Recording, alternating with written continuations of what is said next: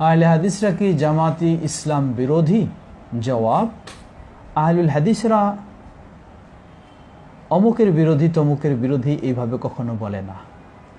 আহলুল হাদিসরা বলে, যারা কোরআন এবং হাদিসের আলোকে যতটুকু রয়েছে ততটুকু তাদেরকে সমর্থন করে, কোরআন এবং সহিহ হাদিস থেকে যতটুকু যারা দূরে রয়েছে ততটুকু তাদের সাথে বিরোধ রয়েছে।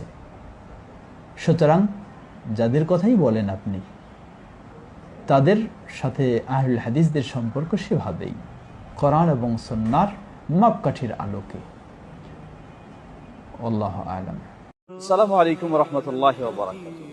প্রিয় ভাইরা আমার, আহলুল হাদিস বা সালাফি বলতে ভিন্ন কোনো নয়, বরং কোরআন এবং হাদিস ও রাসূল সাল্লাল্লাহু আলাইহি ওয়াসাল্লামের সাহাবীদের আদর্শের আলোকেই যারা ইসলাম জানা, মানা ও বাস্তবায়নের কথা বলেন, তারাই হচ্ছেন আহলুল হাদিস বা সালাফ। আমরা যেন সকল